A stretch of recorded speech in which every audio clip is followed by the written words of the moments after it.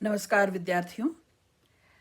आज मैं सिनेमा पर वैल्यू एडिशन कोर्स के जो न्यू एजुकेशन पॉलिसी का नया सिलेबस है, सिनेमा की प्रासंगिकता पर, सिनेमा साहित्य और संस्कृति वाले पेपर के लिए सिनेमा की प्रासंगिकता पर आपसे कुछ ज़रूरी बातचीत करूँगी। 50 के दशक में लगभग ये तय हो गया कि हम एक लंबा समय गुजार कर आए हैं सिनेमा का। हिंदी फिल्मों का स्वर्ण युग माना गया और इसका सबसे बड़ा कारण रहा कि चाहे वो फिल्में हों या फिल्मकार, उनकी जो कमिटमेंट थी, सोशल कमिटमेंट थी, उस सोशल कमिटमेंट के कारण दरअसल वे ज़्यादा जागरूक, ज़्यादा सचेतन, ज़्यादा संवेदनशील फिल्में बनाने लगे और फिल्मकारों ने अपनी प्रतिबद्धता सामाजिक समस्याओं की ओर फोकस कर दिया। मैं जब सामाजिक समस्याओं की बात कर रही हूँ तो दरअसल उस समय जो जितने सोशल इश्यूज थे, जितनी जो प्रॉब्लम एरियाज थी, उन पर फोकस कर रहे थे फिल्मकार। सामाजिक समस्याओं के प्रति एक ईमानदार रवैया अपना रहे थे, एक संवेदनशील रवैया अपना रहे थे।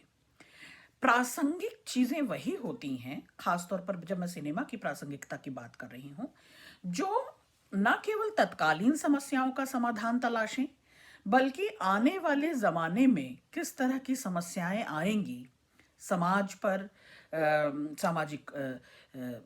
सामाजिकों पर, है ना, और उनके दर्शकों पर, जो जो जनता जनार्दन है, उन समस्याओं का समाधान और उसको तलाशने के लिए दर्शक के भीतर भी एक ललक हो, एक जागरूकता पैदा हो।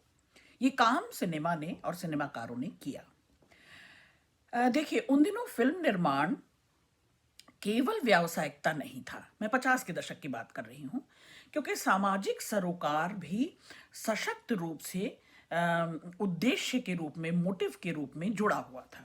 फिर चाहे वो कथ्य हो, कथानक, कहानी के पीछे की कहानी, या संदर्भ संदर्भ के अनुकूल जो गीत संगीत लिखे गए, जो कर्णप्रिय मधुर संगीत, और जिसका गायन और वादन नेपथ्य से और फ्रंट में होता रहा। एक संदेशात्मक सुखद अंत के साथ फिल्में अपने दर्शकों को बांध रही थी, आकर्षित कर रही थी, अपनी ओर खींच रही थी। तो निर्माताओं की दृष्टि भी केवल आर्थिक लाभ पर नहीं था। तो समाज के लिए स्वस्थ मनोरंजन जुटाना, समाज के प्रॉब्लम एरियाज को, उनकी प्रॉब्लम्स को, उनके रेगुलर स्ट्रगल को पकड़ना और उस स्ट्रगल पर अपनी चिंता जाहिर करते हुए चिंतन, मोटिव के रूप में चिंतन रखना, यानी केवल व्यावसायिकता नहीं, बल्कि और केवल मनोरंजन भी नहीं, हास विनोद, हंसाकर, गुदगुदाकर, साथ साथ संदेशात्मकता और रूढ़ियों से, यथास्थितियों से, जो कुछ यथास्थिति मतलब एज इट इज, जो कुछ है जैसा है, टेक इट इजी, चलने दो। तो रूढ़ियों से, यथास्थितियों से, उस समय की पारंपरिक जड़ताओं से, इन सब से मुक्ति की आकांक्षा देना फिल्मकारों का एकमात्र उद्देश्य हो गया।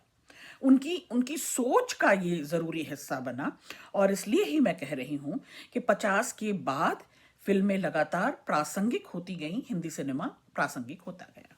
अच्छा, अब ऐसे कुछ फिल्मकारों के बारे में आपको जरूर जानना चाहिए। सोहराब मोदी, पृथ्वीराज कपूर, वी शांताराम, कमाल अमरोही, गुरुदत्त, विमल राय, महबूब खान, नितिन बोस, ताराचंद बड़जात्या, बी आर चोपड़ा, चेतन आनंद, देवानंद, विजयन आनंद, मनोज कुमार, ये इसी तरह के फिल्मकार रहे जिन्होंने उस समय के देश को, समाज को, राष्ट्र को, राष्ट्र प्रेम को और मानवीय मुद्दों को, सोशल इश्यूज को, सामाजिक मुद्दों को भी अपना कंटेंट बनाया, अपने सिनेमा का मोटिव बनाया। आज के दौर में भी ऐसे फिल्मकार गिनाए जा सकते हैं।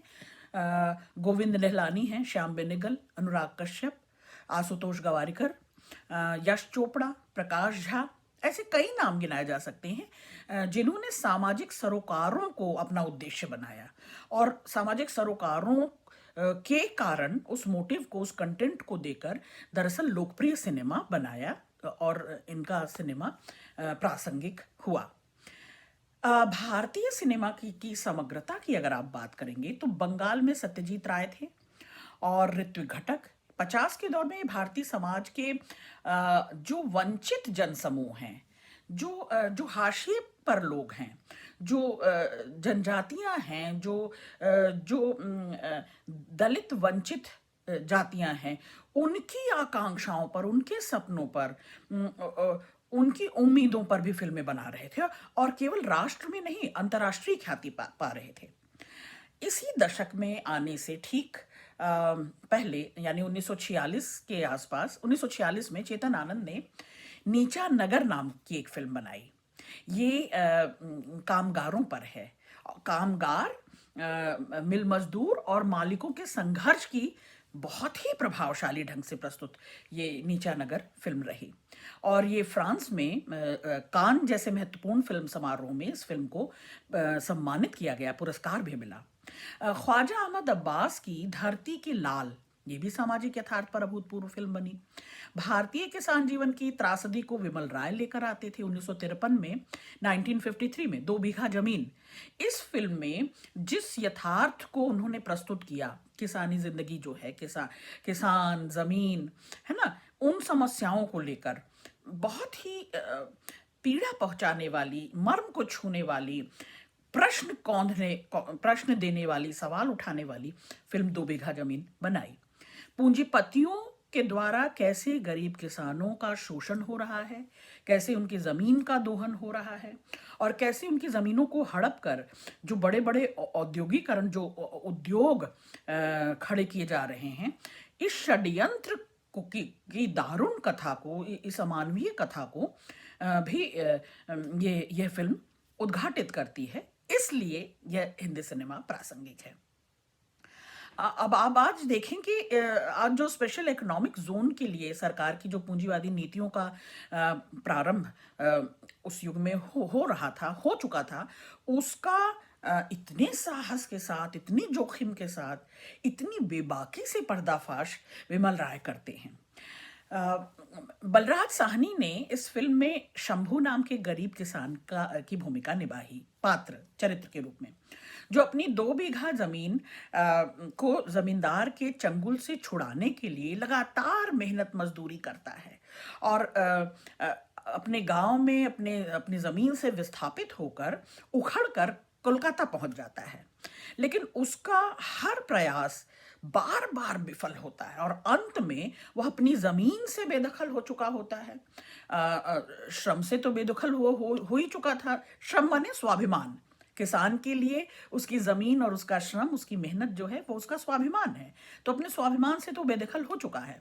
अपनी जमीन पर किसी बड़े कारखाने को बनाते हुए देखकर, अपनी जमीन को छोड़कर, अपने गांव देहात को छोड़कर कहीं दूर जाकर बस जाना, रोजी रोजगार की फिराक में, दरअसल ये स्वाभिमान से छूट जाना है।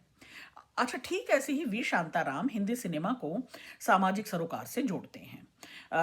एक सशक्त फिल्मकार के रूप में वी शांताराम का नाम कौन नहीं जानता। इन्होंने प्रभात और राजकमल फिल्म निर्माण संस्थाओं के माध्यम से एक से एक बेजोड़ समाज सुधार की, हिंदी में भी और मराठी में भी लगातार कलात्मक फिल्में कुछ बनाई उन्होंने, भारतीय सिनेमा को एक सार्थक दिशा प्रदान की। जब प्रासंगिकता की बात करोगे विद्यार्थियों, तो मीनिंगफुल सिनेमा की बात करनी होगी, जो समाज को सोद्देश्य, समाज की कहानियों को, समाज की यथार्थ को सोद्देश्य बनाती हैं।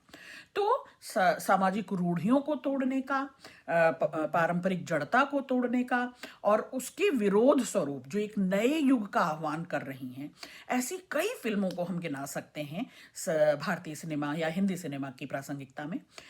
इनके फिल्मों में, वी शांताराम की फिल्मों में दुनिया न माने, ये 1937 में आई थी। बेमेल विवाह की समस्या पर आधारित दुनिया न माने दरअसल स्त्रीत्व के गरिमा को, उसकी मर्यादा को, उसके क्या कह सकते हैं, उसके निजत्व को सुरक्षित करती हुई बेहद खूबसूरत फिल्म है।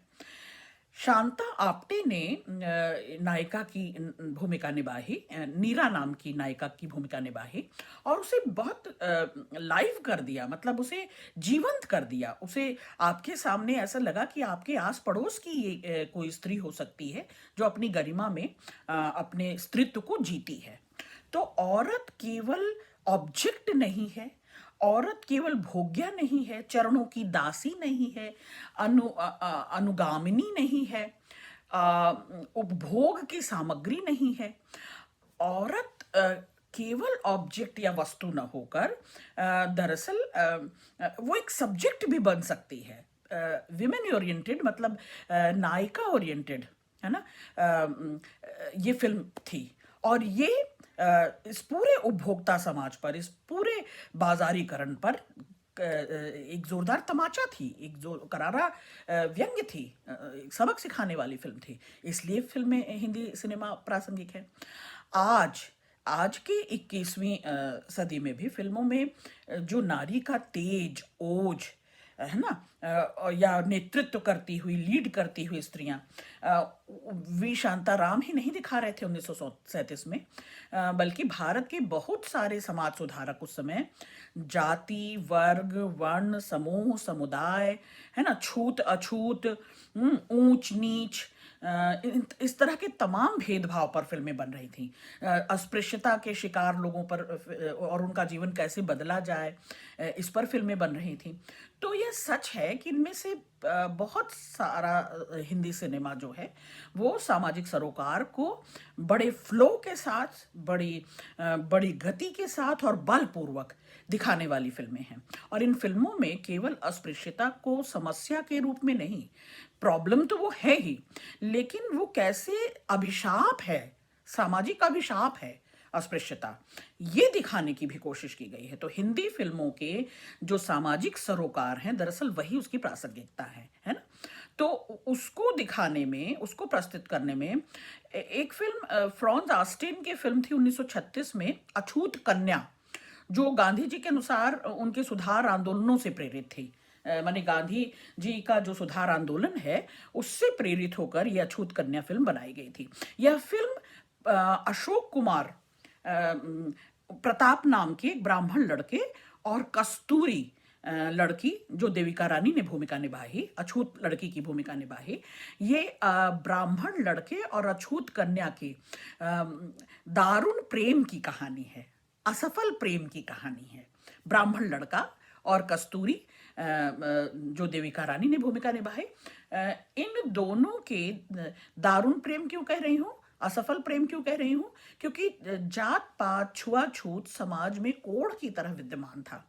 और एक दुखांत फिल्म है, ट्रेजिक फिल्में बननी शुरू हो गई, क्योंकि आप खुद देखें कि सोसाइटी में, समाज में सब कुछ गुडी गुडी नहीं है, सब कुछ मीठा मधुर, मिठास से भरा हुआ नहीं है। और सुखांत फिल्मों का दौर जा चुका था कि जैसे इनके दिन फिरे वैसे सबके दिन फिरे, इस तरह की सुखांत फिल्में, यानी सुख पर जाकर, प्राप्ति पर जाकर, संतोष पर जाकर, तृप्ति पर जाकर फिल्म समाप्त हो, नहीं, ये एक दुखांत फिल्म रही।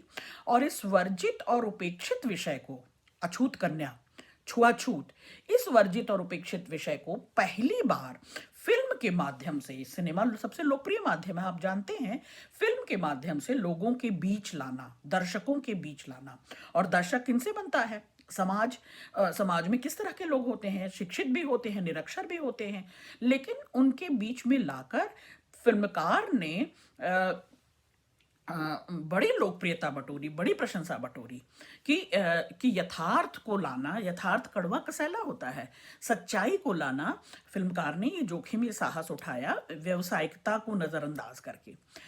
वास्तव में 1936 में ऐसे विषय को कथानक के रूप में चुनना, कथानक कथ्य के रूप में, है ना, कॉन्सेप्ट के रूप में, कंटेंट के रूप में चुनना या फिल्म उस पर बनाना बड़े जोखिम का काम था, बड़े साहस का काम था।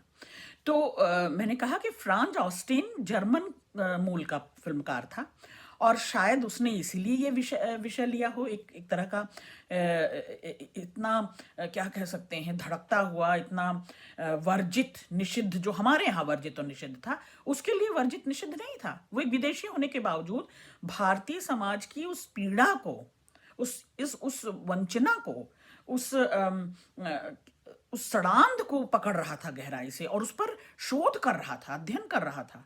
और उसने उस करुणा को, उस मर्म को पकड़ा ही नहीं, अनुभव ही नहीं किया, बल्कि आपके सामने फिल्म के जरिए साझा कर दिया।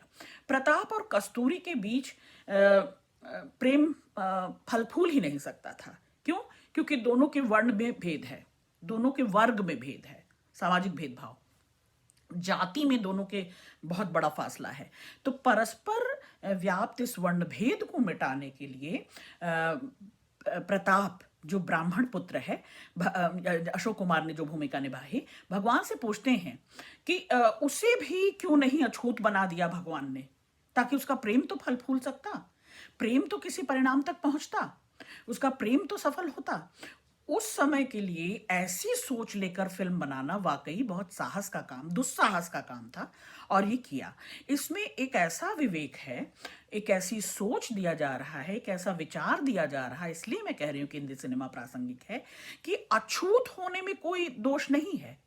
समस्या तब उत्पन्न होती है जब दो जातियों के लोग एक दूसरे से प्रेम, प्यार, मनुहार, परवाह नहीं कर सकते, एक दूसरे से मिलकर नहीं रह सकते। शादी की तो बहुत दूर की बात है, शादी के लिए तो समाज की अनुमति का अभाव है ही। वो प्रेम प्रकरण में और प्रेम शादियों में, प्रेम विवाहों में ये अनुमति समाज से अक्सर नहीं मिलती। लेकिन इस फिल्म की एक कठिनाई ये भी है कि केवल छूत अछूत को एक प्रॉब्लम की तरह नहीं, महत्वपूर्ण यह है कि जो निषिद्ध इलाके थे, जो वर्जित इलाके थे, उनको फिल्मकार छू रहा था, है ना। उन वर्जनाओं को, उन निषेध को, उन वंचनाओं को तोड़ रहा था। तो फिल्म में महत्वपूर्ण बात यही है विद्यार्थियों, कि नियम को तोड़ना, है ना, बने बनाए सामाजिक फ्रेम को तोड़ना, वर्णाश्रम व्यवस्था को तोड़ना, है ना, जात पात की छुआछूत को तोड़ना, ये असंभव सा था उस समय, ये वर्जित चीजें थी। लेकिन इसको तोड़ने की सजा ब्राह्मण पुत्र को नहीं मिलती, अछूत कन्या को मिलती है। आप देख रहे हैं। तो ये दिखाना फिल्मकार का उद्देश्य था कि सजा लड़की को मिलती है। क्यों? क्योंकि वह नीची जाति की है। तो जाति भेद से उत्पन्न तमाम सामाजिक असंतोष हो, आक्रोश हो, सवाल हो, पीड़ा देने का, छल करने का, ये सारी अभिव्यक्ति फिल्मों के द्वारा सर्वप्रथम सबसे पहले इसी दशक में समाज के सम्मुख उजागर हुई। इसलिए मैं कह रही हूं कि हिंदी सिनेमा प्रासंगिक है। सन 1959, 1959, इसी समस्या पर विमल राय ने फिल्म बनाई सुजाता, जो फिर से एक अछूत लड़की और ब्राह्मण लड़के की प्रेम की कहानी है। सुजाता कथा नायिका है। सुजाता की भूमिका नूतन ने निभाई, एक अछूत लड़की की भूमिका निभाई। उसे एक संभ्रांत परिवार में आश्रय मिलता है, सहारा, सुरक्षा, परिवार में रहने का, जहां उसकी देखभाल के लिए एक अलग अलग व्यवस्था की जाती है, जिससे उसकी पहचान उसी रूप में हो जाए। आश्चर्य पैदा करने वाला तर्क तब सामने आता है जब सुजाता के लिए पंडित कहता है कि अछूतों के शरीर से जहरीली हवा निकलती है, जो आसपास के वातावरण को प्रदूषित करती है, आसपास के लोगों के लिए बहुत खतरनाक है। विमल राय की सुजाता का जो पंडित है, फिल्म सुजाता का जो पंडित है, उसकी ये कोई अतिरंजित व्यक्तित्व नहीं गढ़ा गया है, अतिरंजित छवि नहीं गढ़ी गई है। सचमुच में उस समय के समाज में, भारत में सचमुच में इस तरह के लोग थे, और आज भी इस तरह की बेतुकी बातों पर विश्वास करने वाले लोग आपको मिल जाएंगे, जो एलीट क्लास है, जो संभ्रांत परिवार से आते हैं, यहाँ तक कि पढ़े लिखों का समाज है, वे दरअसल अछूतों के साथ किस तरह का घृणास्पद, किस तरह का अपमानजनक रवैया रखते हैं। तो इन बेतुकी बातों पर आज भी समाज विश्वास करता है। ये अधीर सुनील दत्त जो हैं, उस संभ्रांत परिवार में विवाह के उद्देश्य से आता है, लेकिन वह सुजाता से प्यार कर बैठता है। सुजाता अछूत कन्या है, यानी नूतन। सुजाता के लिए यह संकट कि वह जाति से अछूत है, अस्पृश्य है, और उस घर में आश्रिता की भूमिका में रह रही है ना, वो घर उसको पाल पोस कर उसे सहारा दिए हुए है। किंतु एक नाटकीय घटना चक्र में उस घर की मालकिन और सुजाता की अभिभाविका, ये चारू जो अभिभावक हैं, जो जो उसकी जिसकी गाइडेंस में दुर्घटनाग्रस्त हो जाने पर अछूत सुजाता का खून उसके काम आता है। बिमल राय की ये कहानी दरअसल आजादी के बाद उस विषय पर चर्चा खड़ा करती है, संवाद खड़ा करती है, लोगों में बातचीत खड़ा करती है कि इतने समय के बाद, आजादी के बाद भी जाति है कि जाति ही नहीं, जाति की समस्या आज भी उतनी ही कुटिल और क्रूर और अपने बदसूरत रूप में है। तो बिमल राय की कहानी आजादी के बाद की इन तमाम विषयों पर एक नया उद्घाटन, एक जिसको कंटेम्प्ररी मैं कह रही हूँ, समसामयिक कह रही हूँ, प्रासंगिक कह रही हूँ, उद्घाटन करती है। अच्छा, इसी फिल्म में रविन्द्रनाथ ठाकुर का नाटक चांडालिका का मंचन किया। फिल्म में ही चांडालिका का मंचन किया गया रविन्द्रनाथ ठाकुर के नाटक का। नाटक में बुद्ध अछूत लड़की के हाथों से पानी पी लेते हैं और सभी जातियों की समानता का उपदेश देते हैं, उसकी व्याख्या करते हैं, व्याख्यान करते हैं।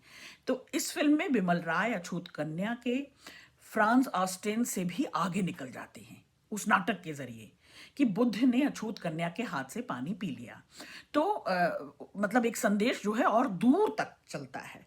तो एक अछूत लड़की सुजाता की ब्राह्मण लड़के अधीर से शादी को संभव बना देते हैं। सुजाता के समय से भारत में बहुत ही सशक्त सामाजिक सरोकार की फिल्में बननी शुरू हो गईं। सारे पुरानी जड़ताएं, परंपराएं, निषेध, है ना, जो वर्जित इलाके थे वो टूटने लगे, धीरे धीरे ध्वस्त होने लगे। और अंतर्राज्यीय विवाह, अंतर्जातीय विवाह या विधवा विवाह, ऐसी कई भारतीय समाज में विवाह स्वीकृत किए गए। तो महबूब खान द्वारा निर्देशित फिल्म मदर इंडिया, इसे आप देखें कि भारतीय किसान नारी और उसका ताउम्र संघर्ष, उसकी त्रासदी पर ये फिल्म मदर इंडिया बनती है, उसकी महागाथा है। यह नेहरू युग के नवनिर्माण के सपने को साकार करने जैसा है। दूसरी ओर ग्रामीण महाजनी सभ्यता की क्रूरता को, अत्याचार को, है ना, जो सड़ांध है सामंती व्यवस्था की, और उस क्रूरता और अत्याचार से लड़ती हुई जो स्त्री है, कामगार स्त्री जो है, उसकी मार्मिक कहानी कहते हैं। जमींदारी अन्याय से जूझती हुई, लड़ती हुई गांव में डाकुओं की जमात एक तैयार हो जाती है। वे एक अपने अपने हित के कारण एकजुट हो जाते हैं। तो ग्रामीण सामंती अत्याचार से उत्पन्न डाकू समस्या को उजागर करने वाली फिल्में और भी कई हैं। मुझे जीने दो, इसमें भी सुनील दत्त और वहीदा रहमान हैं। गंगा जमुना, इसमें दिलीप कुमार, वैजंती माला हैं। शेखर कपूर की बैंडिट क्वीन सीमा विश्वास की फिल्म है। जिस देश में गंगा बहती है, राज कपूर और पद्मिनी की फिल्म है। तो नेहरू जी के आजाद भारत का जब मोहभंग हुआ तो एकाएक अनेक तरह की सामाजिक और आर्थिक विसंगतियां केवल यथार्थ जगत में नहीं, समाज में नहीं, फिल्मों में भी दिखाई दी, हिंदी सिनेमा में भी दिखाई दी। जाति भेद, दलित जीवन की विषमताएं, विखंडन या वो बदसूरती, आज़ाद भारत मोहभंग से गुजर रहा था, मुक्त हो ही नहीं सका, किस तरह की आज़ादी, और इसी कारण जो सारा परिवेश है उसके प्रति आक्रोश है। और वो आक्रोश केवल समाज में नहीं, यथार्थ में नहीं, फिल्मकारों ने भी अपने फिल्मों के माध्यम से ये दर्शकों तक पहुंचाया, दिखाया। और उस आक्रोश को और उसके समाधान के उपायों को भी तलाशने की कोशिश, मतलब चिंतन फिल्मकार कर रहे थे और दर्शकों को उसकी समाधान के लिए प्रेरित कर रहे थे। तो विद्यार्थियों, फिल्म जो है केवल लोकप्रिय माध्यम नहीं है। सिनेमा, हिंदी सिनेमा अनुकरणीय माध्यम भी है, उसका अनुकरण भी किया जाना चाहिए। दर्शक यह सब देखे और इसमें जो कुछ दिखाया जा रहा है उन संदर्भों को अपने जीवन से जोड़े, उन प्रॉब्लम एरियाज को जो सिनेमा में दिखाया जा रहा है, उस स्ट्रगल को, उस फाइट को देखे और फिर रिलेट करे अपने जीवन से, और केवल अधूरी इच्छाएं, अतृप्त इच्छाएं, असंतोष या पूर्ण कामनाओं का कोई कल्पना रंजित चित्र फिल्म नहीं है, सिनेमा नहीं है, बल्कि हिंदी सिनेमा में समाज के सभी वर्ग किसी न किसी रूप में हमेशा वर्णित होते रहे, चित्रित होते रहे। उच्च वर्ग भी है, मध्य वर्ग भी है, निम्न वर्ग तो है ही। तो निम्न वर्ग और मध्य वर्ग की जो सामाजिक समस्याएं हैं, या उनकी जो रहन सहन जीवन शैली है, या उनकी जो सांस्कृतिक परंपराएं हैं, इन सबको बड़ी गंभीरता से फिल्मकार शोध करते हैं। फिल्मकार उस पर चिंता और चिंतन करते हैं, और फिर थोड़ा हास विनोद, थोड़ा रंग, थोड़ी कल्पना, थोड़े गीत संगीत, हल्के फुल्के हास्य विनोद के साथ उस पूरे परिवेश को फिल्म में गढ़ते हैं, फिर से रचते हैं। क्योंकि फिल्म तो रिक्रिएशन है, एक क्रिएशन प्रकृति की है और रिक्रिएशन सिनेमा है। तो ये फिल्में बनती हैं, और इसीलिए हिंदी सिनेमा केवल लोकप्रिय जरिया नहीं है, अनुकरणीय जरिया भी है, कि उसको देखकर, सुन समझकर आप अपना जीवन शैली और अपने प्रॉब्लम एरियाज से फाइट करें। तो हिंदी में फिल्मों की दो प्रमुख धाराओं पर बात होनी चाहिए। एक तो मुख्य धारा है, जिसे आप कमर्शियल सिनेमा कहते हैं, जो पैसा वसूल सिनेमा है, जो वित्तीय ढंग से, व्यावसायिक ढंग से बड़ी सफल फिल्में कही जाती हैं, तो ये व्यावसायिक कहलाती हैं, ये कमर्शियल कहलाती हैं, जो मुख्य धारा की फिल्में हैं। दूसरा, और ये लोकप्रिय भी बहुत होती हैं, ये दूर दराज तक बहुत मतलब पूरे मॉब से, पूरे मास से स्वीकृत होती हैं, है ना। इनका व्यापारिक महत्व ज्यादा है, इनका व्यापारिक दृष्टिकोण ज्यादा प्रभावशाली है। इन फिल्मों का निर्माण बहुत अधिक संख्या में होता है, और ये लोगों का भरपूर आनंद और मनोरंजन करती हैं। तो इन फिल्मों का प्राण तत्व गीत है, सिनेमा के संगीत है, हास्य व्यंग्य है, विनोद है, मनोरंजन है ना, कुछ दृश्य हैं लुभाते हुए, काल्पनिक। तो ये विनोदपूर्ण फिल्में जो हैं, अपने साथ कोई ना कोई मैसेज जरूर, मीनिंगफुल मैसेज जरूर लेकर आती हैं। पर इस श्रेणी में आप बासु चटर्जी को रख सकते हैं, बासु भट्टाचार्य को रख सकते हैं, अमोल पालेकर को रखते हैं। ये इनकी फिल्में जो हैं बहुत लोकप्रिय रहीं।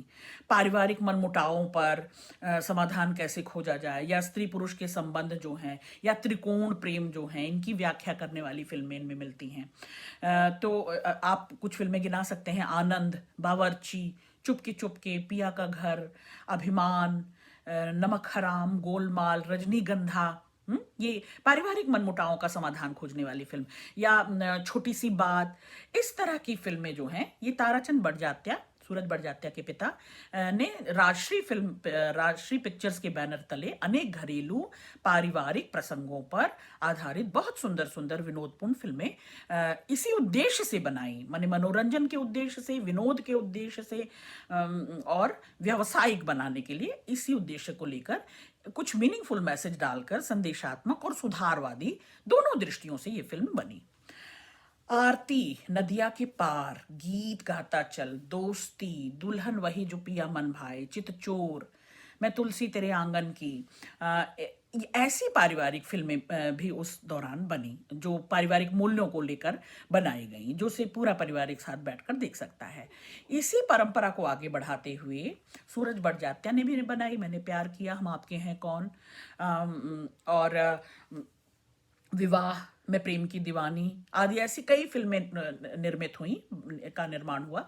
ये फिल्में पूरी तरह से पारिवारिक मनोरंजन से भरपूर भारतीय सांस्कृतिक परंपराओं की पक्षधर फिल्में हैं। ऋषिकेश मुखर्जी भी ऐसे ही निर्देशक रहे। वे प्रेम के मानसल रूप को भी देते थे स्थान, और उसके मानवीय पक्ष को, प्रेम की आंतरिक पक्ष को भी लेकर चलते थे। प्रयोगधर्मी फिल्में भी उन्होंने बनाई ऋषिकेश मुखर्जी ने। हिंदी फिल्मों की मुख्य धारा के साथ साथ तालमेल बिठा रहे थे, नए नए प्रयोग कर रहे थे, नए नए आविष्कार कर रहे थे। आज से 40-45 साल पहले उन्होंने ऐसे विषय उठाए जिस पर आज फिल्म और धारावाहिक बनना फैशन सा हो गया है। मैंने इसमें समस्या के मूल में जाकर उसके कारण और निवारण, समस्या के मूल में जाकर उसके कारण और निवारण पर बात होती रही। बलराज साहनी, लीला नायडू, ये 1960 में बनाई फिल्में। अनुराधा ऐसी ही एक व्यस्त डॉक्टर के पति की कहानी है, जिसके पास अपनी पत्नी के लिए वक्त ही नहीं है। इस कारण उसकी हताशा, उसका अवसाद और फिर पुनः आकर्षण, है ना, विवाहेतर प्रेम। तो ये सब जो पाश्चात्य जीवन शैली के अनुकरण पर बनी फिल्में थी, ये दरअसल आज के युवाओं की व्यस्ततम जिंदगी और उनकी व्यस्तता से उनके जीवन में जो अकेलापन है, जो उदासी है, ठहराव है, संतरास है, घुटन है, विद्रोह है, कालांतर में ऐसे खोखले संबंधों पर भी ऋषिकेश मुखर्जी ने 40 साल पहले, आप सोचें, इस विषय पर अपना दृष्टिकोण साफ कर दिया था, फिल्में बना दी थी। उनकी फिल्मों में इसीलिए मैंने कहा कि वो नई नई खोज करते थे, नवीन विषय लाते थे। ये सारे विषय मानव जीवन की रोजमर्रा की समस्याओं से जुड़ी हुई फिल्में थी। तो नतीजन फिल्म देखते समय हर एक को ये लगता, हर एक को ये आभास होता कि वो उसमें झलक रहा है, ये उसी की कहानी है। जैसे फिल्म आनंद या मिली, गुड्डी, खूबसूरत, अभिमान, ऐसी सभी फिल्में युगल प्रेमी, पति पत्नी और उनके बीच आ गए अभिमान, खटास, उतार चढ़ाव, इस पर फिल्में बन रही थी। अच्छा, मुख्य धारा के विपरीत जो मैंने कहा कि एक दूसरी धारा भी थी, इसके अतिरिक्त एक अलग धारा थी भारतीय फिल्मों की। ये सशक्त धारा समानांतर सिनेमा कहलाती है, पैरेलल सिनेमा, है ना। कला सिनेमा के रूप में, है ना, आर्ट मूवी, इसको आर्ट मूवी कहा, इसको पैरेलल सिनेमा कहा, समानांतर सिनेमा कहा, इसके रूप में विकसित हुई। ये कम बजट में बन जाती थी, कोई तामझाम नहीं, बिना चमक दमक की, अपने कथ्य को, अपने कंटेंट को, कॉन्सेप्ट को बिल्कुल सीधे सपाट ढंग से अपने कथ्य को कहना, किसी एक सामाजिक मुद्दे को उठा लेना, किसी एक विषय को उठा लेना, किसी एक मोटिव को, सामाजिक उद्देश्य को उठा लेना और उसकी पूर्ति के लिए सिनेमा बनाना। इस धारा के निर्माता या निर्देशक फिल्म निर्माण के लिए एक नई सोच, एक नया विचार, एक नया थॉट प्रोसेस लेकर आए सिनेमा की दुनिया में, फिल्मी दुनिया में। इनमें बड़े नाम हो सकते हैं, श्याम बेनेगल हैं, गोविंद निहलानी हैं, ऋतुपर्ण घोष हैं, दीपा मेहता, अनुराग कश्यप, इन सब ने इस तरह के प्रयोग किए। और इन फिल्मकारों की कमिटमेंट जो थी वो सोशल इश्यूज पर ज्यादा थी। इनकी प्रतिबद्धता सामाजिक दायित्वों पर स्पष्ट रूप से देखी जाती है।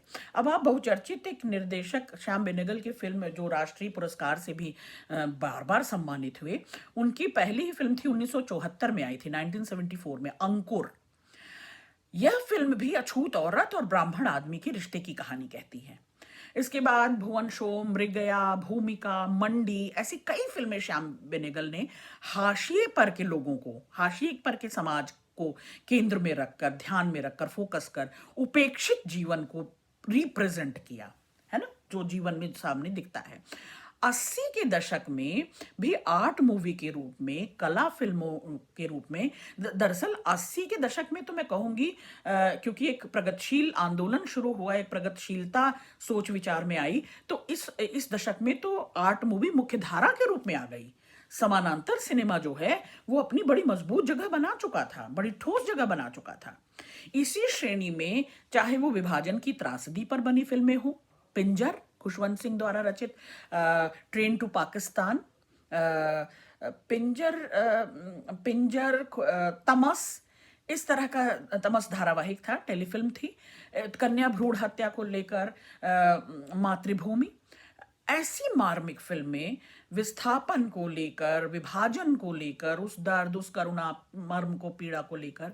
इसके अतिरिक्त गुजरात के दंगों पर आधारित एक फिल्म बनी, परजानिया, सिख दंगों पर आधारित अम्मू, ऐसी लघु फिल्में भी श्रेणी में आती हैं, पैरेलल सिनेमा की श्रेणी में आती हैं, समानांतर सिनेमा। ये प्रभावशाली फिल्में हैं जो देशवासियों को उन समस्याओं के प्रति न केवल सेंसिटाइज करती हैं, संवेदनशील बनाती हैं, बल्कि इन विषयों पर सोचने को मजबूर करती हैं। हिंदी फिल्मों में पारिवारिक मूल्यों और संबंधों को मजबूत बनाने के लिए, सुदृढ़ करने के लिए, परंपरा को, भारतीय संस्कृति को प्रोत्साहित करने के लिए कथानक गढ़े गए। और उन कथानकों पर आधारित फिल्में दरअसल दक्षिण भारतीय फिल्मों कि इस संस्कृति को भी दिखाने के लिए, भारतीय संस्कृति को दिखाने के लिए, मध्यम वर्गीय पारिवारिक जीवन के दुख सुख को दिखाने के लिए, या भारतीय हिंदी फिल्मों की जो रहन सहन और रीति रिवाज, इस तरह की फिल्में भी, एक सम्मिलित परिवार की परंपरा हो, संयुक्त परिवार की परंपरा हो, दाम्पत्य संबंधों की जो कठिनाइयां आती हैं, जो जटिलता है, इन सबको सुलझाया जाना, एक स्वस्थ समाज का निर्माण करना, एक स्वस्थ परिवार का निर्माण करना, इस तरह की भी फिल्में बनने लगी। घराना, भाभी, बेटे बेटी, चुप रहूंगी, ससुराल, इस तरह की फिल्में थी जो पारिवारिक संबंधों पर, संयुक्त परिवार पर, हाँ, रिश्तों की गर्माहट पर 90 के दशक में इस तरह की फिल्में बनी।